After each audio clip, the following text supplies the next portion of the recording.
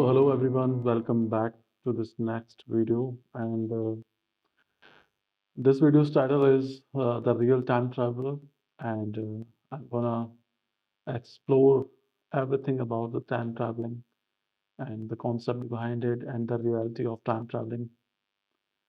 So शुरू करते हैं हम इस नए वीडियो में। तो टाइम ट्रैवलिंग के हमने अब तक बहुत सारे कॉन्सेप्ट सुन रखे हैं, बहुत सारे तरीके सुन रखे हैं कि टाइम ट्रैवलिंग होती क्या है, कैसे होती है।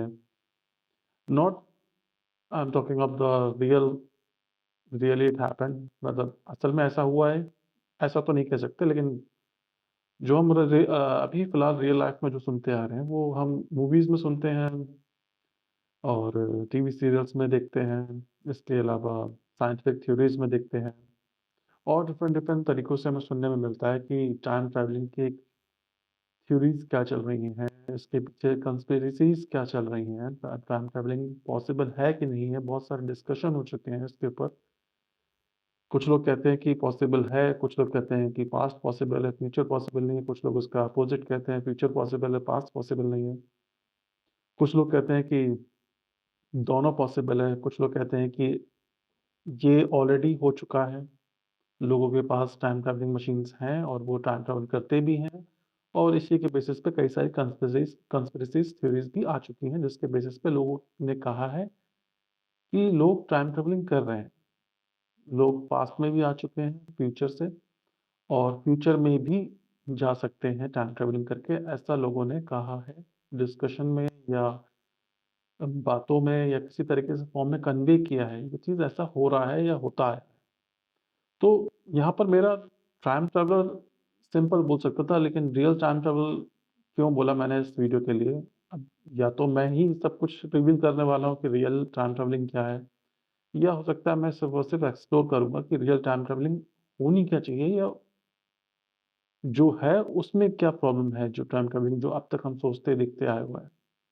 तो इसको भी एक्सप्लोर करने के लिए मैं जितने भी पॉसिबल वेज हो सकते हैं उन सभी को मैं वन बाय वन टैकल करूंगा, वन बाय वन डिस्कस करूंगा। तो जो सबसे बेसिक कॉन्सेप्ट या हमने सुना हुआ है, देखा हुआ है, वो हम मूवीज में देखते हैं, जिसमें हमें दिखाया जाता है कि टाइम ट्रैवलिंग करने के लिए हमें किसी तरह की कोई डिवाइस, कोई मशीनरी, कोई सिस्टम चाहिए होगा। यानी कोई ऐसी टेक्नोलॉजी हो या जिस चीज़ का यूज़ करके हम फिज़िक्स के नियमों को किसी तरह से चेंज करके हम पास्ट में या फ्यूचर में जा सकें। तो ये पॉसिबल तब हो सकता है जब फिज़िकली पास्ट और फ्यूचर कहीं एग्ज़िस्ट करते हो। क्योंकि ट्रैवलिंग का मतलब क्या होता है? ट्रैवलिंग का मतलब ये होता है कि हम किसी एक पॉइंट से दूसरे पॉइंट्स तक किसी तरीके से, किसी मीडियम में होकर जाएँ। लेकिन ऐसा तब होगा जब दोनों ही पॉइंट एग्ज़िस्ट कर रहे हैं फिज़िकल रियलिटी में, तब ऐसा हो सकता है कि हम एक पॉइंट से दूसरे पॉइंट पे ट्रैवल कर रहे हैं।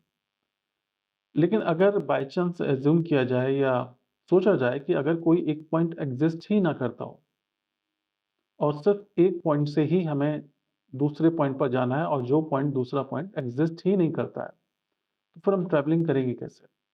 तो पहला कंडीशन तो उसमें यही आती है कि हमें ट्रैवलिंग करने के लिए, जो कि टाइम की ट्रैवलिंग है, जो कि माना जाता है कि टाइम फोर्थ डायमेंशनल सिस्टम है, फ्रेमवर्क है और फोर्थ डायमेंशनल फ्रेमवर्क की रोड पर हमें ट्रैवल करके जाना है पास्ट में या फ्यूचर में। तो इसका मतलब ये हुआ कि पास्ट या फ्यूचर जैसी कोई फिज़िकल जो स्पेस है, जो एग्ज़िस्ट कर रहा है रियल टाइम में, बनता जा रहा है या कहीं न कहीं पर एग्ज़िस्ट कर रहा है, तो हम वहाँ तक ट्रैवल करके जा सकते हैं, जो भी टेक्नोलॉजी या मशीनरी हम यूज़ करेंगे तब। ऐसा दिखाया जा रहा है या दिखाया जाता आ रहा है अभी तक। तो क्या ऐसा पॉसिबल है? क्या पास्ट अभी इस मोमेंट पे एग्ज़िस्ट करता है? क्या फ्यूचर अभी इस मोमेंट पे एग्ज़िस्ट करता है? अगर हम ये मान लें एक पॉइंट पर कि हाँ, एग्ज़िस्ट कर रहा है, तो हम ये भी मान सकते हैं कि हाँ, ठीक है, ऐसा पॉसिबल है कि कहीं फिज़िकल रियलिटी हमारे फ्यूचर की और हमारे पास्ट की एग्ज़िस्ट करती है, तो हम किसी न किसी फ़ॉर्म में वहाँ पर ट्रैवल कर सकते हैं, क्योंकि वो एग्ज़िस्ट कर रही है, क्योंकि 2 पॉइंट भले ही पास ना हो, दूर हो या किसी और तरीके से एग्ज़िस्ट कर रहे हो रियलिटी में, तो हम जा सकते हैं। लेकिन अगर ये अज़्यूम करें कि ऐसा नहीं है, हमारा पास्ट एग्ज़िस्ट नहीं कर रहा है और हमारा फ्यूचर अभी तक एग्ज़िस्ट नहीं किया हुआ है, तो फिर हम टाइम ट्रैवलिंग करेंगे कैसे? एक तो ये तरीका हुआ थ्रू टेक्नोलॉजी, मशीनरी और डिवाइसेज़ के फॉर्म में अगर समझना चाहें टाइम ट्रैवलिंग पॉसिबल है कि नहीं है। अब इसमें मेरी क्या राय है, वो मैं लास्ट के वीडियो में बताऊँगा। अगर आप बने रहते हैं, तो मैं कोशिश करूँगा कि उस चीज़ को बताने की कोशिश करूँ। इसके अलावा और दूसरा तरीका क्या हो सकता है टाइम ट्रैवलिंग का? टाइम ट्रैवलिंग का अगर दूसरा तरीका देखा जाए, तो वो ये हो सकता है, जैसा कि मूवीज़ में दिखा चुके हैं इसको भी, कि टाइम ट्रैवलिंग हम सिर्फ़ और सिर्फ़ सब्जेक्टिव वर्ल्ड में करें। सब्जेक्टिव वर्ल्ड या मेटाफिज़िकल वर्ल्ड। अब दोनों को मैं एक ही तरीके से क्यों ले रहा हूँ? क्योंकि मैंने अपने पहले वीडियो और दूसरे वीडियो में ये डिस्क्राइब किया था कि ये काफ़ी हद तक एक दूसरे के साथ कोरिलेट करते हैं, सब्जेक्टिव या मेटाफिज़िकल, क्योंकि दोनों में ही कुछ भी हो रहा है, लोग कुछ भी कर रहे हैं। तो सब्जेक्टिव वर्ल्ड में किस तरह से ट्रैवल कर सकते हैं? तो ये होता ऐसे है कि जितने भी इन्फॉर्मेशन, नॉलेज वर्ल्ड वाइड जो हम अपने दिमागों में ज़िंदगी के साथ-साथ कलेक्ट करते आते हैं, उसकी एक दुनिया हमारे दिमाग के ब्रेन के अंदर बन जाती है, इकट्ठी होती जाती है। और उस बेसिस पे जब हम अपने दिमाग को ट्रेन करते हैं, अपने ब्रेन को ट्रेन करते हैं इस फॉर्म में कि वो रियलिटी को हम अपनी मर्ज़ी से भी रन कर पाएँ। सपनों में क्या होता है कि सपना जब हम देख रहे होते हैं, तो उस मोमेंट पे हमारा सबकॉन्शियस माइंड जो होता है, वो उस चीज़ को अपने आप रन कराता है हमारी नीड के रिस्पेक्ट में। अब वो नीड क्या है, वो थोड़ा-सा एक ऐसा वर्ड है जिसको मैं जब एक्सप्लोर करूँगा, तो आपको काफ़ी कुछ एक्सप्लोरेशन उसमें मिल जाएगा। लेकिन अभी नहीं, किसी और वीडियो में एक्सप्लेन करूँगा कि उस सपने के पीछे का जो मेन कॉन्सेप्ट होना क्या चाहिए, उसका और क्या एक्सप्लोरेशन जो हमें पता होना चाहिए, वो किसी दूसरे वीडियो में करता हूँ। लेकिन अभी ये मान के चलते हैं कि ड्रीम जो है, उसमें भी हमें वही बनावटी वर्ल्ड जो हो सकता है हमने कभी देखा हो या ना देखा हो, वो हमें हमारा दिमाग हमें दिखाता है, सोते हुए। कहने का मतलब जो है वो हमारा कि हमारे दिमाग में एक दुनिया सी बनी होती है और वो मूव कर रही होती है, ऐसा हमें फ़ील होता है। और हम सारी चीज़ें उसमें देखते हैं करते हुए, जो भी हम रियल लाइफ़ में करते हैं। तो इसका मतलब क्या हुआ कि हम दिमाग में भी चीज़ों को, रियल वर्ल्ड को एक तरह से सिमुलेट कर पा रहे हैं। लेकिन ड्रीम में सबकॉन्शियस माइंड करता है, हमारे कंट्रोल में नहीं होता। लेकिन जब हम ब्रेन को अपने तरीकों से यूज़ करने लगते हैं, ट्रेन करने लगते हैं, तो वो चीज़ हम खुद भी कर पाते हैं और लोग इसे सदियों से करते भी आ रहे हैं। ज़्यादातर लोग ये चीज़ साइंटिस्ट करते हैं, फिलॉसफर्स करते हैं और जितने भी लोग स्पिरिचुअली अवेकेन्ड होते हैं, वो लोग भी ये चीज़ कर पाते हैं। अब इसको थोड़ा-सा और मैं एक्सप्लोर करने की कोशिश करता हूँ, इसका मतलब क्या हुआ? इसका मतलब ये हुआ कि जब हम अपने दिमाग को रियल वर्ल्ड के कॉन्सेप्ट और फिनोमेनॉन्स के बेसिस पर इस तरह से यूज़ कर पाएँ कि वो चीज़ हमारे दिमाग में रन करने लगे वैसे ही। अब इसका मतलब क्या हुआ? इसका मतलब ये हुआ कि जैसे मुझे पता है ये कोई पीस ऑफ पेपर है और इस पीस ऑफ पेपर को मैं इस तरह से ड्रॉप करता हूँ। तो मुझे पता है कि वो किस तरह से ड्रॉप होने वाला है। नॉट एक्ज़ैक्टली द पाथ और not the way, but I know that it will fall in a way. तो ड्रीम में क्या होगा या मेरे दिमाग में अगर इसे सिमुलेट करने की कोशिश करूँ, तो मुझे भी पता है कि वो किसी न किसी पाथ में फ़ॉलो करके नीचे आएगा ही आएगा। इसका मतलब क्या हुआ, मैं इस चीज़ को इमेजिन करके या इस चीज़ को सिमुलेट भी कर सकता हूँ। अब उसको थोड़ा-सा डिसाइफ़र करना मुश्किल हो जाएगा कि वो सिमुलेशन है कि मेरा इमेजिनेशन है। और यहीं पर फिज़िक्स की एंट्री हमें करानी होती है हमारे दिमाग में कि अगर वो चीज़ हमारा इमेजिनेशन ना होकर फिज़िक्स के लॉ को किसी हद तक फ़ॉलो करे। और यही चीज़ लोग उसे बोलते हैं थॉट एक्सपेरिमेंट। तो जितने भी बड़े-बड़े साइंटिस्ट जो होते हैं,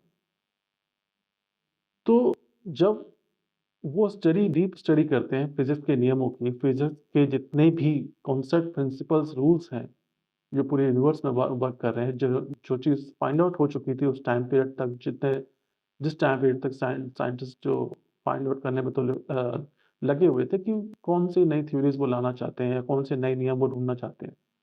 तो जितने नियम ढूंढे जा चुके थे तब तक वो अपने दिमागों में उसकी स्टडी करते हैं और फिर उसके बाद कोशिश करते हैं कि थॉट एक्सपेरिमेंट में उस चीज को रन करा पाए। This is Schrodinger's whole point. This is why he set up in the experiment. There's a radioactive thought experiment. He didn't do it. Just to be clear. So radioactivity, and there's a Geiger counter, and the Geiger counter will click when it detects radioactive decay. In radioactivity, you have no idea which particle is going to decay. Okay. Just statistically, you know very accurately what fraction of them will. But the fact that you don't know creates a brilliant, beautiful, random number in a sense. और इससे क्या होता है, इससे उन्हें पता चल पाता है कि जो उनकी थ्योरी है नई, जो वो है सामने लाना चाहते हैं या उसे प्रूव करना चाहते हैं, तो वो उस चीज को सोच पाते हैं, एक तरह से रीचेक कर पाते हैं, टेस्ट कर पाते हैं कि क्या वो सोच रहे हैं वो रियल वर्ल्ड के हिसाब से पॉसिबल हो सकता है, नहीं हो सकता है।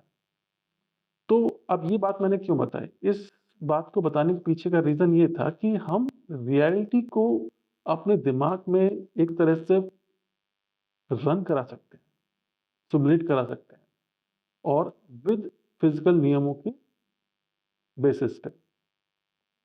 तो यहाँ पर टाइम ट्रेवलिंग का कॉन्सेप्ट कहाँ से फिट होता है? तो टाइम ट्रेवलिंग का कॉन्सेप्ट यहाँ पर ऐसे फिट होता है कि वो जितने भी साइंटिस्ट होते हैं वो अपने दिमागों में सिमुलेशंस करते हैं कई सारे।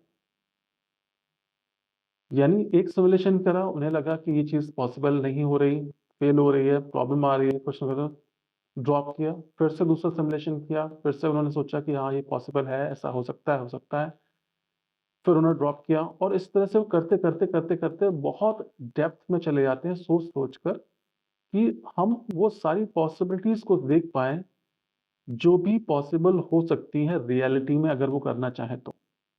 हो सकता है कुछ चीजें रियलिटी में वो ना टेस्ट कर पाए, लेकिन उसे अपने दिमाग में कोशिश करते हैं रन करा के फाइंड आउट करने की क्या हो सकता है पॉसिबल। जैसे अगर किसी ने फर्स्ट टाइम सोचा हो तो क्या सोचा होगा कि एटम्स के अंदर क्या है, जब तक हमें एटम के बारे में नहीं पता था। जब फर्स्ट टाइम किसी ने एक्सप्लोर करने की कोशिश की होगी कि हमारे जो सोलर सिस्टम के परे क्या है, हमारे गैलेक्सी के परे क्या है, इस यूनिवर्स के परे क्या है, तो उसके दिमाग में क्या आया होगा, उसने किस तरह से उस चीज को सिमुलेट करने की कोशिश होगी। अगर हम मूव कर रहे हैं इस तरीके से, तो कहने का मतलब ये है कि जब हमें ये सारी चीजें सिमुलेट करनी होती है दिमाग में, तो हम बहुत सारी सिमुलेशंस बहुत जल्दी सेकंड्स में कर पाते हैं, और वही चीज हमें जब रियलिटी में करनी होती है तो उस चीज को करने में बहुत टाइम लगता है, क्योंकि हर चीज हमें रियलिटी में बनानी पड़ेगी, और हो सकता है जो टेस्ट हम दिमाग में कुछ सेकंड्स में कर लेते हैं वो चीज हमें कई सालों तक करनी पड़ेगी रियल लाइफ में, तब जाके उससे टेस्ट कर पाएंगे। तो यहाँ पर टाइम ट्रैवलिंग कहाँ से आ गई? तो यहाँ पर टाइम ट्रैवलिंग ऐसे आ गई कि टाइम ट्रैवलिंग है क्या असल में? टाइम ट्रैवलिंग है कि हम फ्यूचर में जा सकें या फ्यूचर देख सकें, या फ्यूचर में जो चीज़ हो रही है उस चीज़ को हम पता लगा लें, तो वो भी एक तरह की टाइम ट्रैवलिंग ही है। हम देख पाएँ कि फ्यूचर में क्या हो रहा है, क्या नहीं हो सकता है, और वही चीज़ पास्ट में कि क्या हो रहा है, क्या नहीं हो सकता है, या क्या हुआ था, वो सारी चीज़ें हम पता कर पाएँ, वही टाइम ट्रैवलिंग है। टाइम ट्रैवलिंग का मतलब सिर्फ यही नहीं हो सकता कि हम फिजिकली उस टाइम पीरियड में पहुंच जाएं। अगर हम उस टाइम पीरियड की चीज़ों को एक्सेस भी कर पा रहे हैं तो वो भी एक तरह की टाइम ट्रैवलिंग ही है। एक सबकॉन्शियस माइंड की टाइम ट्रैवलिंग, एक सब्जेक्टिव वर्ल्ड की टाइम ट्रैवलिंग। तो जितने भी साइंटिस्ट, फिलोसफर्स और इस तरह के जो स्पिरिचुअली अवेकेंड जो लोग होते हैं, वो इस टाइम ट्रैवलिंग को बहुत फ्रिक्वेंटली करते रहते हैं, बहुत फ्रिक्वेंटली, और इतनी फ्रिक्वेंटली करते हैं कि वो फ्यूचर के ऐसे ऐसे डायमेंशंस में पहुंच जाते हैं, सब्जेक्टिवली नॉट द रियलिटी। अपने दिमाग में वो ऐसे वर्ल्ड को क्रिएट करते हैं, और उस वर्ल्ड को वो धीरे धीरे धीरे धीरे एनहेंस करते रहते हैं। यानी जिस पॉइंट तक वो फेल हो रहे थे उसके बाद वो चेंजेस किए, फिर चेंज किया, फिर रन किया। हो सकता है वो किसी थ्योरी पर वर्क कर रहे हो सकता है किसी प्रिंसिपल वर्क कर रहे हो सकता है किसी मशीन पर वर्क कर रहे हो सकता है आस-पास के माहौल के ऊपर वो सोच रहे हो सकता है ह्यूमैनिटी के ऊपर सोच रहे हो सकता है मोरालिटी के ऊपर सोच रहे हो सकता है टेक्नोलॉजी के ऊपर सोच रहे हो। यानी जितने भी फिलॉसफर्स, साइंटिस्ट हुए हैं, वो इसी थॉट एक्सपेरिमेंट को कर करके वो असल में फ्यूचर में जाके वो टेक्नोलॉजी ले आते हैं उस टाइम पीरियड में।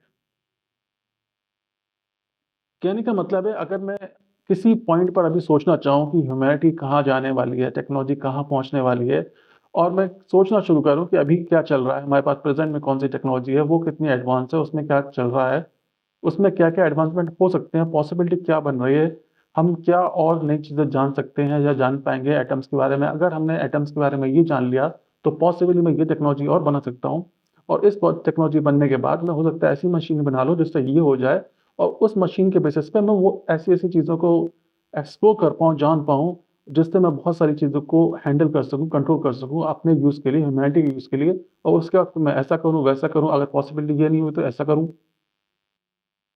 ये थोड़ा-सा एक हिंट था जिससे मैं आपको डिस्क्राइब कर सकूँ कि जो लोग अपने दिमाग में एक तरह का वर्ल्ड क्रिएट करने की कोशिश करते हैं और उस वर्ल्ड को एडवांस करते जाते हैं और वो इतनी सेकंड्स में, मिली सेकंड्स में होता है, जैसे मैं आपको बोल रहा था, बोलने में भी बहुत सारा टाइम लग रहा था। लेकिन ये चीज़ हम जब बिना बोले दिमाग में बैठ के शांति से जब एक्सप्लोर करते हैं, तो वो इतनी फ़ास्ट होती है, जिसको डिफाइन करना बहुत मुश्किल है। क्योंकि हमारे ब्रेन के अंदर जो न्यूरॉन्स का कनेक्शन या नेटवर्क बिल्ड है, वो नेटवर्क बहुत फ़ास्ट है कंपैरेटिवली हमारे आस-पास की चीज़ों के।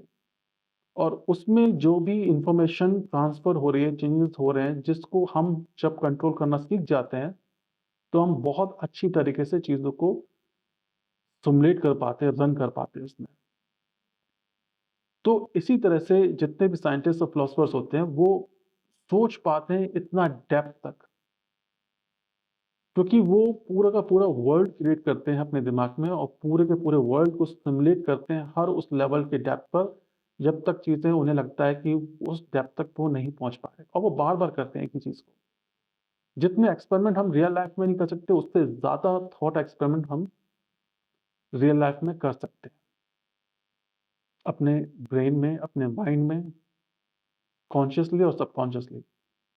कुछ लोग कॉन्शियसली करने लगते हैं, तो वो लोग साइंटिस्ट और फिलॉसफर की फॉर्म में आ जाते हैं और जो लोग सबकॉन्शियसली कर लेते हैं, वो लोग भी किसी न किसी फॉर्म में फेमस या कह लो कुछ न कुछ ऐसा ब्रेक थ्रू कर जाते हैं। हो सकता है उन्हें पता हो कि उन्होंने क्या किया, हो सकता है ना भी पता हो।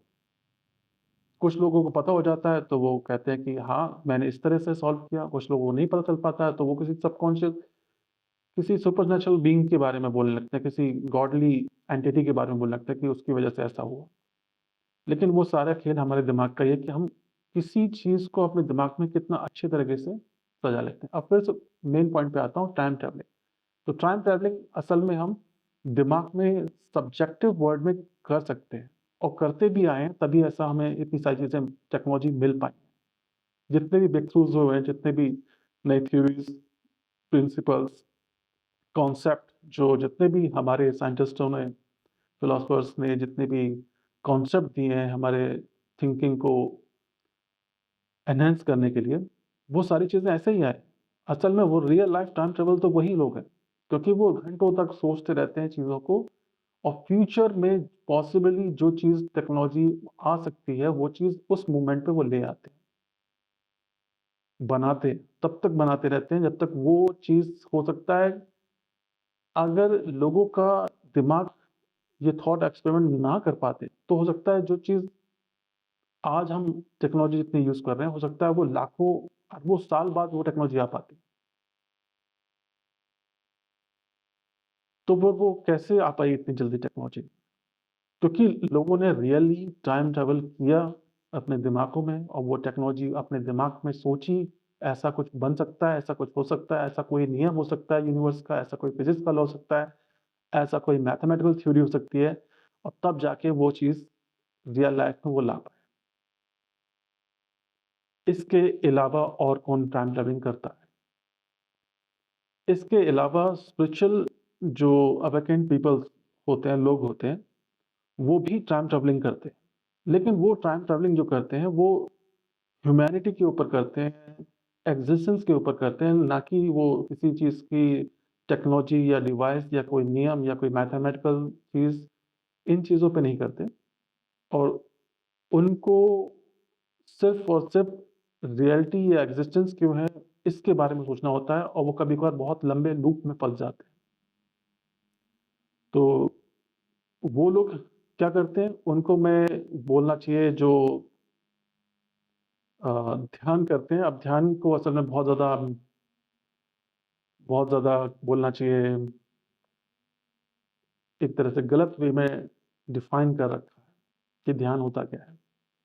असल में मेरे ख़्याल से मैंने जितने भी अभी तक ये ध्यान करने के तरीके सुने हैं, देखे हैं, जाने हैं, वो सभी मुझे गलत लगते हैं, पता नहीं क्यों?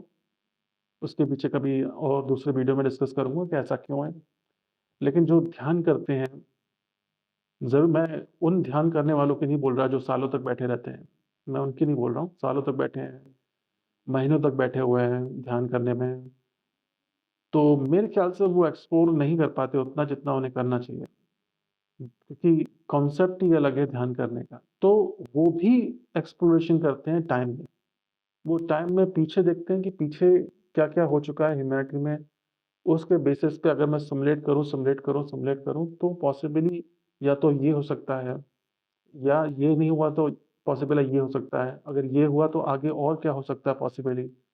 और इसी के बेसिस पे हम जंप इन जंप आउट करते रहते हैं पास्ट और फ्यूचर में। अगर ऐसा हो सकता था तो शायद हो सकता है ऐसा कभी पास्ट में हुआ हो या कभी ऐसा पास्ट में हुआ हो तो हो सकता है पॉसिबली फ्यूचर में ऐसा भी हो सकता है।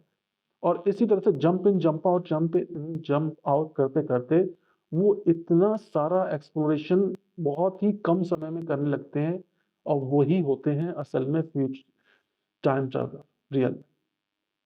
क्योंकि वो चीज़ सब्जेक्टिव वर्ल्ड में पॉसिबल है, उनके दिमाग में पॉसिबल है जो एक चीज़ तरह के सिमुलेशन हम कर रहे हैं इन्फॉर्मेशन का, अपने कंट्रोल्ड सिस्टम में। रियल लाइफ़ में टाइम ट्रैवलिंग पॉसिबल है कि नहीं है, उसके भी बहुत सारे नियम कायदे आ चुके हैं। मैं थोड़ा-सा टाइम उस पे लूँगा, कभी किसी और वीडियो में और ज़्यादा एक्सप्लोर करूँगा। अब मैं आता हूँ वही बताने कि मेरा क्या मानना है या क्या सोचना है, क्या एक्सप्लोर किया मैंने टाइम ट्रैवलिंग को लेके। तो वही चीज़ है कि मेरे ख्याल से तो पास्ट एग्ज़िस्ट नहीं करता है और फ्यूचर भी एग्ज़िस्ट नहीं करता है रियलिटी में। और रियलिटी में अगर आप थोड़ा-सा और सोचें तो प्रेज़ेंट भी एग्ज़िस्ट नहीं करता है। क्योंकि जब तक आप प्रेज़ेंट बोलेंगे, तब तक वो प्रेज़ेंट पास्ट बन चुका होगा। और जब तक आप सोचेंगे कि प्रेज़ेंट फ्यूचर बनने वाला है, तब तक वो आया ही नहीं होगा। तो इस चीज़ को समझाने के लिए मैं किसी और वीडियो में डिस्कस करूँगा कि ये टाइम का कॉन्सेप्ट चल किस तरह से रहा है या है क्या, कोशिश करूँगा लेकिन अभी इतना ही समझते हैं। तो कहने का मतलब है एग्ज़िस्ट तीनों ही नहीं कर रहे हैं, ना पास्ट एग्ज़िस्ट कर रहा है, ना ही फ्यूचर, ना ही प्रेज़ेंट। तो फिर हम ट्रैवल करें कहाँ से कहाँ पर, ठीक है? कुछ लोग बोलते हैं कि टाइम में आगे तो जाया जा सकता है और पीछे सिर्फ़ देखा जा सकता है। अब वो आया किसके बेसिस पे?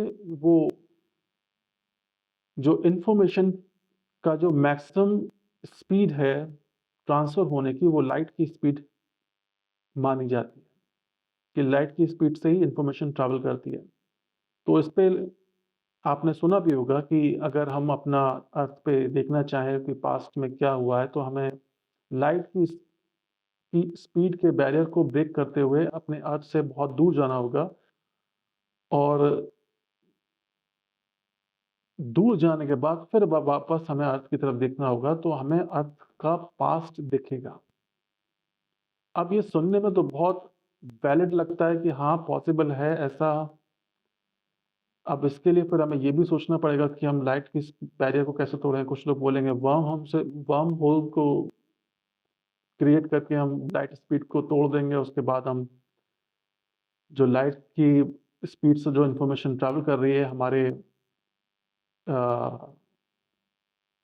एक्सिस्टेंस की अर्थ पे और फिर उसके बाद वहाँ से हम अर्थ पे देखेंगे तो हमें पुराना अर्थ पे क्या-क्या हो रहा है और हमारी पुरानी अर्थ कैसी थी, वो भी दिखने लगेगा।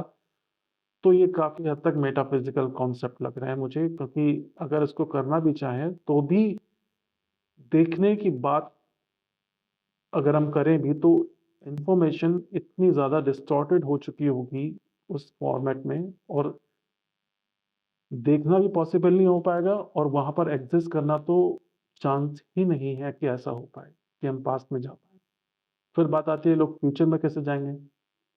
तो फ्यूचर में जाने के लिए लोग क्या करते हैं कि हम बहुत स्पीड से ट्रैवल करें, बहुत स्पीड से ट्रैवल करें, लाइट की स्पीड से ट्रैवल करें तो हमारे लिए टाइम रुक जाएगा। टाइम रुक जाएगा तो अर्थ पे जो टाइम होगा वो अपनी नॉर्मल स्पीड से चलेगा और जब हम बहुत स्पीड स्पीड से कई सालों बाद वापस अर्थ पे आएँगे, तो हमारी एज बहुत कम चेंज हुई होगी और अर्थ पे जो चेंजेस हुए होंगे वो बहुत ज़्यादा चेंजेस हुए होंगे। यानी अर्थ के लिए हम फ्यूचर में आ गए, कहने का मतलब है। Time travel exists, but not like in the movies.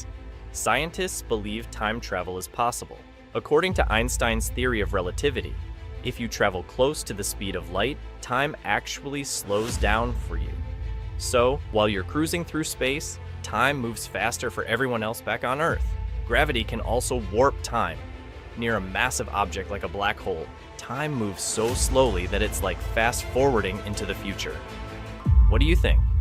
Could we ever truly travel through time? फिर से वही कॉन्ट्रडिक्शन कि लाइट की स्पीड को हम कैसे ब्रेक करें, लाइट की स्पीड से चलेंगे कैसे? अब ये बातों में तो अच्छा लग रहा है कि लाइट स्पीड से पहुँचेंगे, तेज़ होंगे और उसके बाद हमारा जो एज है वो चेंज नहीं होगी, क्योंकि अब तक ये टेस्ट नहीं हुआ है और जब तक टेस्ट नहीं हुआ है कि इस चीज़ को वैलिडेट नहीं कर सकते। ये सब अभी तक इक्वेशंस की फॉर्म में ही है और इक्वेशंस कभी भी अपडेट हो सकती हैं फ्यूचर में। तो अभी अपडेट नहीं हुई है इक्वेशंस ये, जिसके बेसिस पे टाइम डायलेशन के कॉन्सेप्ट पे ये कहा जा रहा है कि नहीं ऐसा है। तो जब तक मॉडिफिकेशन नहीं आता तब तक यही मानते रहिए, मेरे ख्याल से तो। लेकिन ऐसा मेरे ख्याल से तो ऐसा नहीं है या नहीं होना चाहिए या नहीं पॉसिबल है ऐसा अभी तक तो। तो ये दूसरा तो कॉन्सेप्ट हो गया। तो कहने का मतलब ओवरऑल समेशन करूँ मैं टाइम ट्रैवलिंग का तो ऑलमोस्ट मैंने सारे के सारे पहलुओं को लगता है डिस्कस कर लिया, लेकिन अगर कोई पॉइंट रह रहा हो तो आप मुझे बिल्कुल डिस्कशन के लिए अपने कमेंट सेक्शन में जाके मुझे बताइए कि कौन पॉइंट इसमें अभी तक रह गया जो मुझे डिस्कस करना था कि रियल टाइम ट्रैवलर है कौन और उससे क्या हो रहा है और आप कर सकते हैं जब चाहें आप टाइम ट्रैवल कर सकते हैं।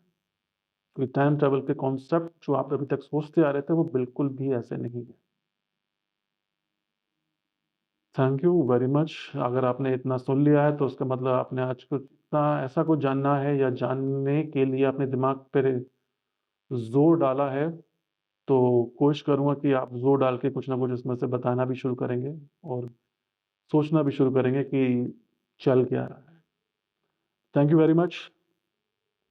Like this video and subscribe the channel and next video will be If God exists, He Go- lives where inquiry begins. And if He does not, then the human mind, brave enough to question, is already a miracle. Oxycridum, light for the mind in the infinite